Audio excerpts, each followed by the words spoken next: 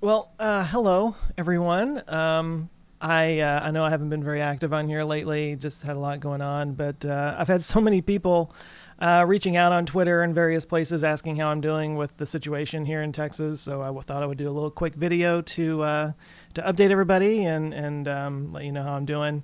So this is gonna be really quick, just like not as edited as normal. So I'm just going to talk.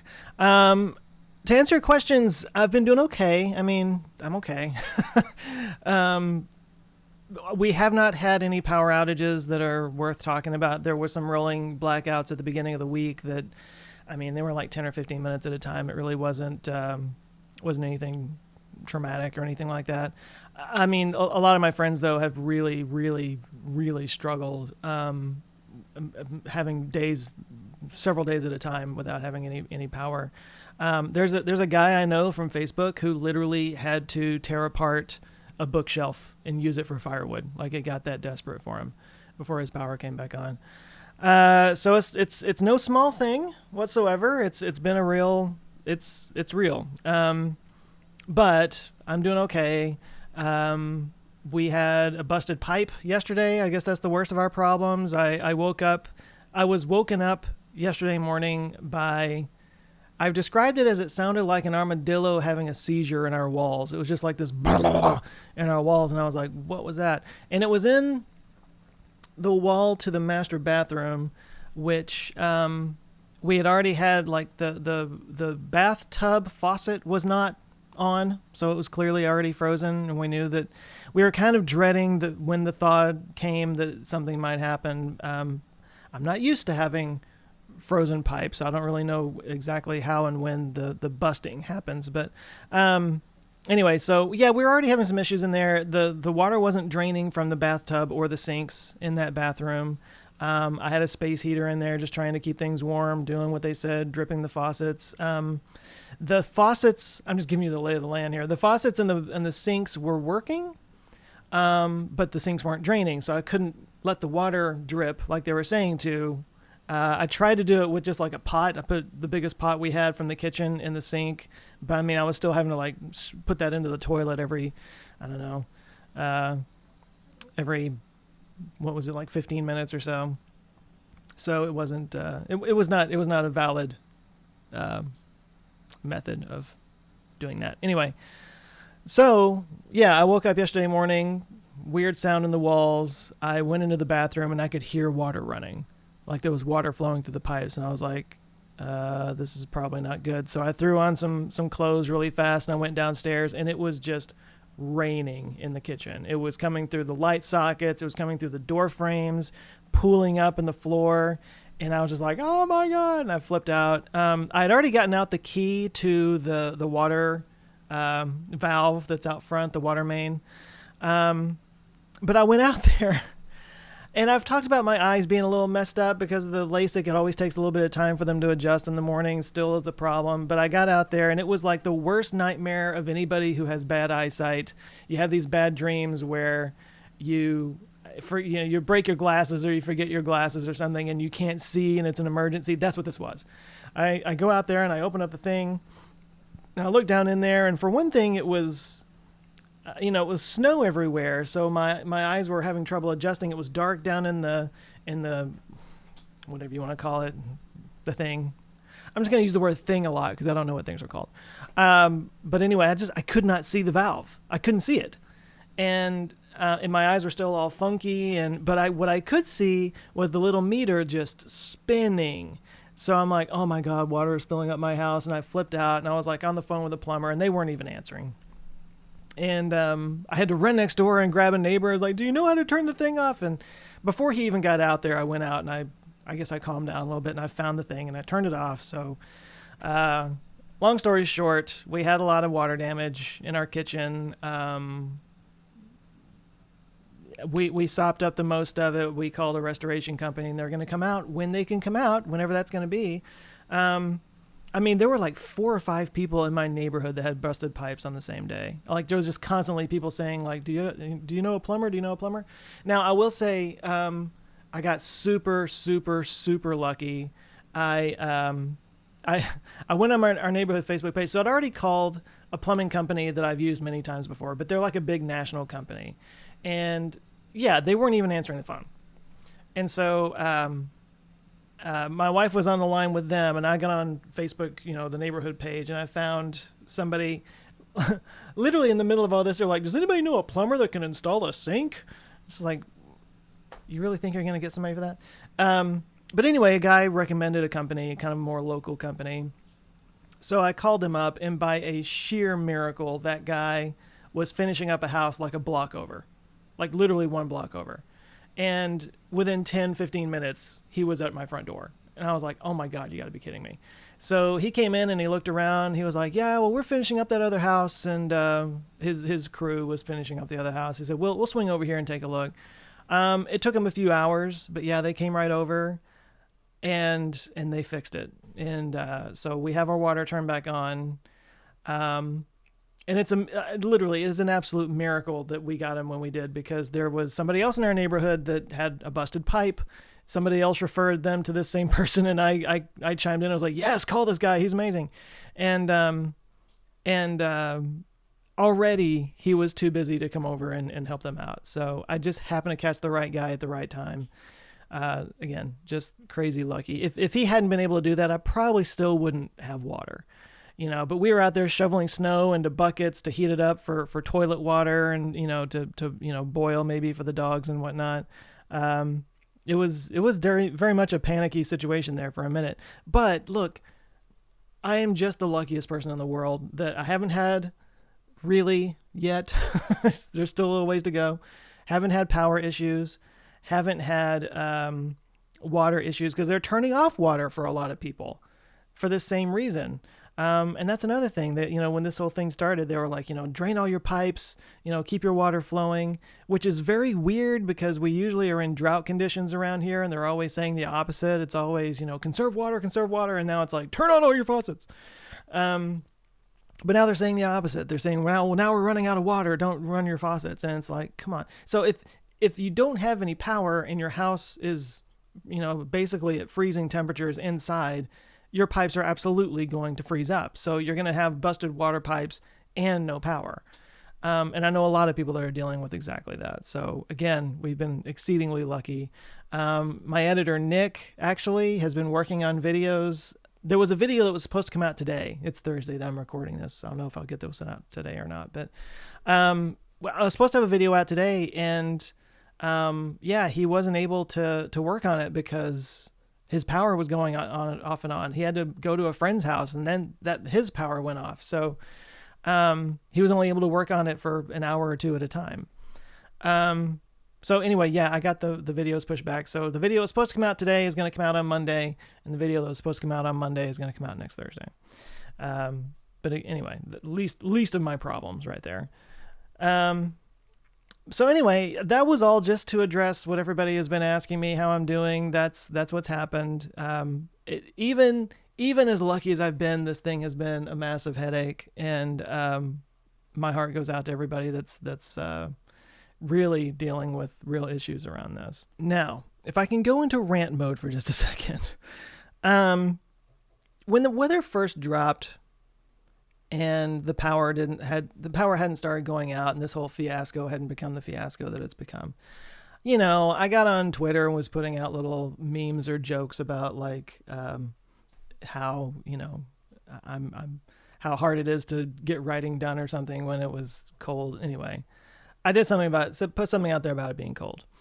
And like what happens every single time anyone from the South ever complains about it being cold, some people from up north started commenting on there about like, oh, that sounds like summertime to me.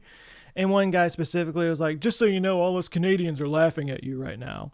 And at this point, the power had not been going out and everything, but there had been some like horrible traffic situations. It was like 100-car pileup in Fort Worth and stuff. And look, I'm reading that and people are saying we're laughing at you right now. And all I can think is, wow, you sound like terrible people. Because listen, we are not built for that kind of weather down here. We are not acclimated for it personally, so it's gonna feel colder to us than for people who are used to it. But also, our infrastructure and our homes are just simply not built for this. The busted pipes that I've been getting in my house, there were 2 of them actually that wound up getting fixed.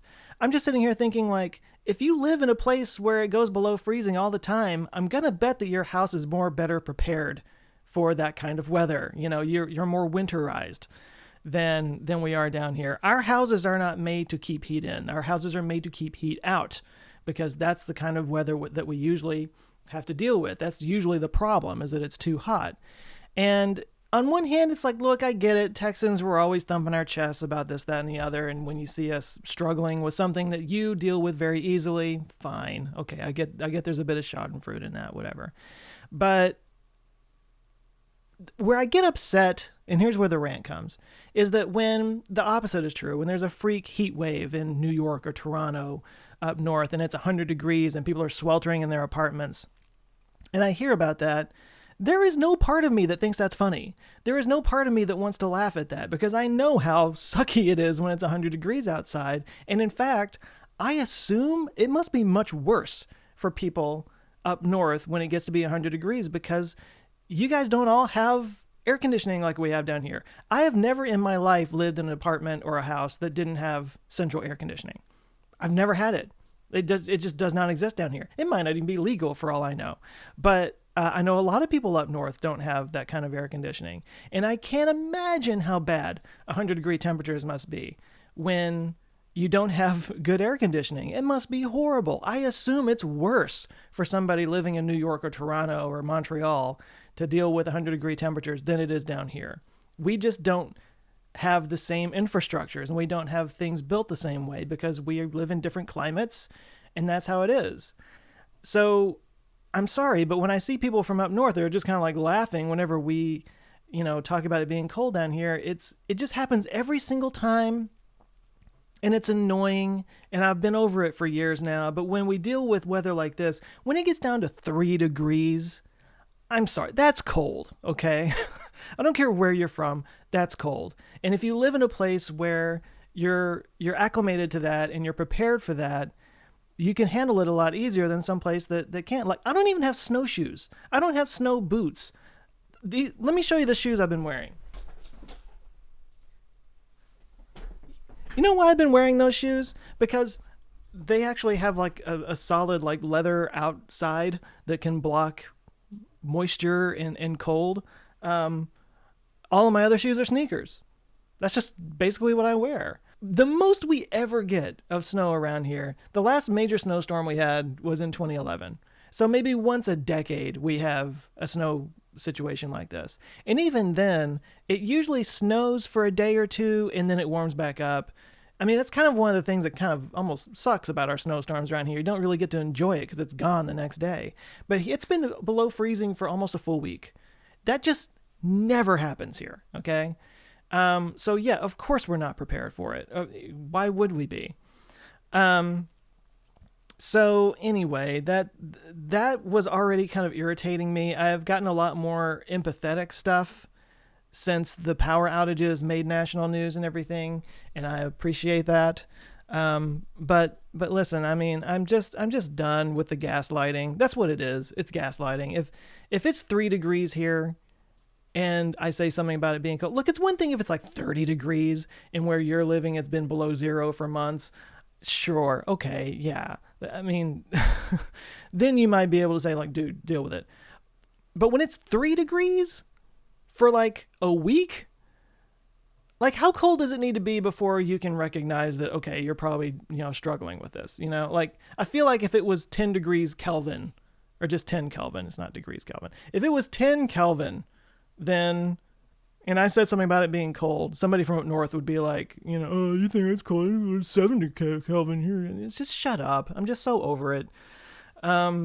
It's just a different situation. And just know that when it's super hot, I don't think that way. I don't think that you guys are wusses for not dealing with it as well as I do. You're not built for it. And anyway, that's my rant on that. But hey, just to lighten things up a bit, I have these like hot hands things that are, they kind of chemically react with the air, and make things a little bit warm. I actually had a whole bunch of these from something, I think some Kinkerboy stuff I did years ago. Anyway, I found out they're magnetic.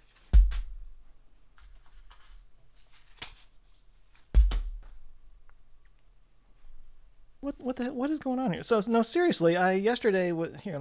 There we go. See, now we're getting there. It is magnetic. I kept noticing yesterday that it kept sticking to my phone, and I was like, why are these things sticky? And then I realized, oh, it's actually magnetic because my phone has that magnet thing on it. Anyway, moving on. So in terms of the bigger picture thing of what's going on here, like, okay, so look, if you're making fun of Texans for struggling with 3-degree temperatures, you're a dick. If you're making fun of, say, the Texas politics that have set up this particular system that was not prepared for this and left millions of people without power, that is fair game. Have at it, because they deserve all the criticism they get. Look, I just said a second ago about how I was not prepared for this. My house is not winterized properly. I don't even have snow boots or warm clothes to deal with this kind of weather. And to be fair, that's kind of the same situation with our power grid. Now, before I start talking about the power grid thing, I'm not that much more educated on it than anybody else, but let me just give my take. So this is just kind of a hot take. Yes, Texas has its own grid. There's a long history to it. I know it actually goes back to World War II, because at the time we had some military bases here, and they were kind of established on a separate grid for military reasons, for national security reasons. I don't need to go into all that, but that's kind of where it got started.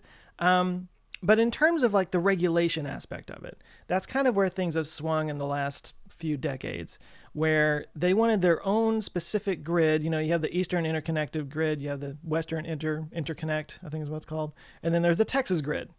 And the story here is that they Texas, super conservative, and they wanted to reduce the regulation as much as possible. They want a free market system, so that's what they had. So they didn't regulate the providers, the electricity providers. They didn't have regulations that insisted that they be winterized for situations like this.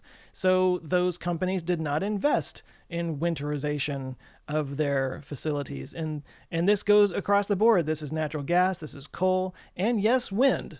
I'll get to that in a second. But yeah, so because they did not prepare, they didn't want to spend the money, which again, I suppose can be justified because, like I said, I didn't prepare for this either. But because they didn't prepare for it, now the whole grid goes down for a lot of people and has left all these people in this lurch. Now, here's the deal. That has actually worked, again, 99.5% of the time. We don't get storms like this very often, and most of the time it works pretty well, and our prices are a bit lower. I know it's lower than some friends of mine that live in California. But when things go wrong, they go spectacularly wrong. And this particular storm is now estimated to be the most expensive natural disaster that's ever happened in Texas. It just beat out Hurricane Harvey. And where I get upset is that, look, when my pipes burst and I got to pay a plumber to fix it, that's out of my pocket. You know, that was me lacking to prepare and me having to pay for that lack of preparedness. But when these power companies don't do that, and the same thing happens, and millions of people are without power and have the busted pipes and everything that go along with that, it's not the power companies that pay for that. It's us, you know? And that's the whole privatize the gains and socialize the losses thing. And that's a whole economic philosophy that you may agree or not agree with, but I don't agree with it. I think that if the power companies make that calculation, it's like, well, it's worth the risk to make some extra money and not winterize our plants and stuff. And when things like this happen, we'll get bailed out, or, you know, the customers will pay for it or whatever. That's not what I agree with at all. I think that, you know, the ERCOT, the regulatory framework that doesn't really regulate, and the power companies that caused this problem, that chose to not spend the money on that off half a percent chance that something like this could happen, that's the risk you take. And they should be paying for this. And I know they won't. And that's where I get irate. Where I really get irate, though, is that, of course, the politicians in the state have chosen to, they never let a good disaster go to waste. So they're framing this as a green power problem, even though only like 15% of our power comes from wind and 35% of our capacity has been reduced. Somehow it's wind's fault. And they're saying that this is what would happen if the Green New Deal were passed. Well, actually, there is no Green New Deal in Texas. So how can you blame this problem on the Green New Deal, which doesn't exist here? That makes no sense. But of course, they're going to use that to pass the buck and make people look the other way because their economic policy caused this, or their regulatory policy caused this. And that's where I get irate. But I mean, this, like I said, this is now considered the biggest natural disaster, or most expensive natural disaster in Texas history. There's going to be a lot of picking this apart over the years. Of course, our Governor Abbott and Lieutenant Governor and these guys, they're all like, we're going to have all these investigations into ERCOT and see why this happened. It's all a show. It's all a show because the reason why it happened is because of the political ideology that they espouse, so it's they're feigning all this anger about it so the voters don't turn against them, but it's all a show. And really when it comes down to it, I mean, look, this is the political ideology that the majority of Texans hold. It's a slimmer majority than most people think, but we keep voting these guys in and they have these economic policies, and this is the result of those policies, and you get what you pay for. So that's how it is. And that's easy for me to say, though, because again, it's not been as bad for me as it's been for a lot of people. And maybe this whole situation will make people kind of reconsider the whole regulatory thing. It kind of makes me think of the explosion that happened in West Texas. There's a town called West, not West Texas, but there's a town called West where they had a chemical factory. I forget exactly. I think it was a fertilizer plant. That's what it was. It was a fertilizer plant that exploded and killed many dozens of people. And again, it was because of lax regulatory framework, And that's the thing. It's like, yeah, things might work perfectly well 99% of the time, but that 1% when things go wrong, it goes so wrong. And somebody needs to answer for that. And it's rarely the people who cause it. That's where I'm coming from here. I'm sure many of you are going to disagree with that because we all have our own opinions, but that's where I sit. And there's a lot of people that are going to go bankrupt because of this. That's another thing. Like there's a lot of people that were not able to work all week for various reasons. So there's lost productivity there. And look, I work from home, so it hasn't been that big of a deal to me, but for somebody who has to go out to do their job, that's lost wages.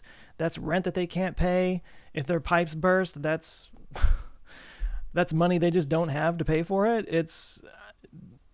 Anyway, there's a lot of people that are struggling a lot worse than me, and I'm kind of irate for them more than anything else. I think that's all the ranting I've got in me. I actually need to go out and I got to go out into the backyard and take down the gazebo that I've had in my backyard for like 5 years now because it has now collapsed because of the snow that's been on it.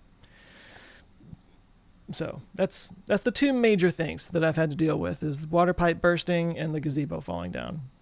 Which that's not the biggest loss because we're getting an actual patio put in. We already had somebody scheduled to come out this weekend to talk about doing that. We've been talking about it for a while, and I was ready to pull the plug or pull the trigger, pull something to get that done. So this is not the biggest loss in the world. We're about to get rid of it anyway, but it's kind of barely hanging on, and every time we let the dogs out, I'm like afraid that it's going to collapse on them, so I got to go take care of that. Instead of watching the Perseverance lander land. Got to deal with this particular crisis and move on to the next one. So anyway, that's what's going on. This was a longer rant than I meant to do, but maybe this will make up for all the time I haven't been on this channel lately. I hope wherever you are, whether you're up north or down south, whether you're used to it or not, I hope you're staying warm and that you're not dealing with the worst of all this. My heart goes out to everybody who's struggling right now. And I'll leave it at that. Videos coming out. Nebula series is about to be launched. It was going to be today, but we're going to tease it up on Monday now. So pretty exciting stuff, but it's just kind of adding to the workload. But it's good. It's good stuff. Anyway, you guys take care, all of you. Stay safe, stay warm, and I'll see you soon. All right. Love you guys. See ya.